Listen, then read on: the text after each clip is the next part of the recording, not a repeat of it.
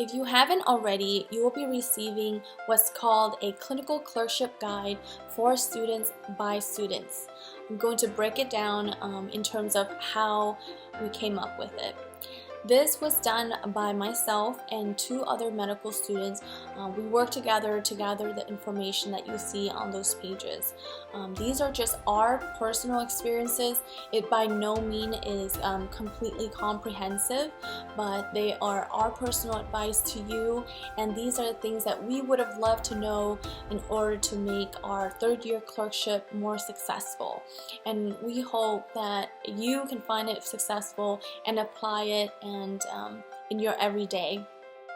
So first thing first, what you can do is scroll down to your respective rotation that you're going into. Some section is a little bit different than others, but for the most part, this is our basic flow. So first off, I'm going to use surgery as an example.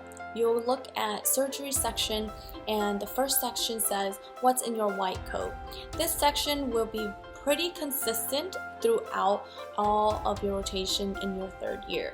However, there's going to be small tidbits that's a little different from rotation to rotation, but these things are very important for you to know and just to have in your arsenal so that you can have a more successful and even more comfortable rotation.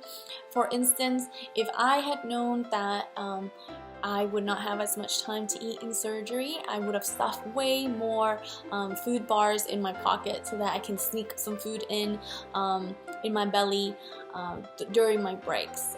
This is something that hopefully you will now know, and you can have a more comfortable time in surgery.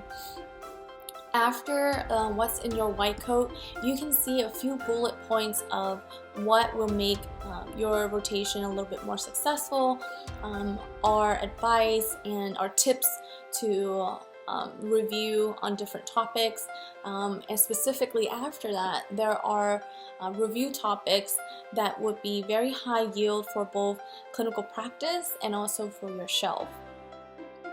Most important part in this section after that is the studying for the shelf itself, and these are resources that me and the other 2 students, Sonia Sidhu and Jessica Traxler, we feel this is our consensus that these resources made us allow us to be more successful on our shelves.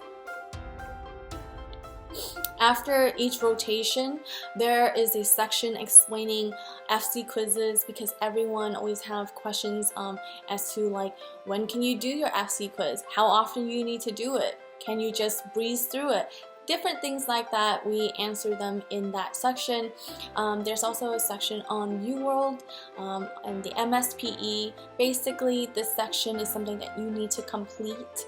The MSPE is something you need to complete once you're ready to apply for your match for ERAS, into ERAS. There's shelf information. This section is very valuable so that you can understand what is pass, what is fail, and what do you do in the different scenarios if you do fail, and how to be successful and pass your shelves. Next are board exams such as Step 2CK, Step 2CS, the things that are associated with the exam itself, resources and tips that you need to be aware of once the time comes around for you to take these different tests. Next is LORs, like how do you ask for LORs, what kind of LORs are you looking for, and how to ask and be successful at getting an LOR, and what to think about when you're asking your preceptor for an LOR. Next is the Sakai section.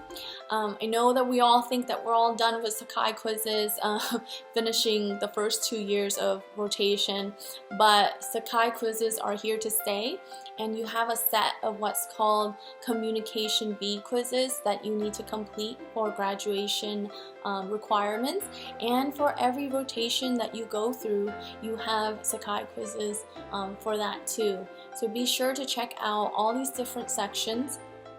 Lastly, we have fourth year shenanigans and just helpful resources for us to navigate through applying for fourth year electives, and just resources to make all of your third year and your fourth year a lot smoother, and to help make you more successful of a successful student.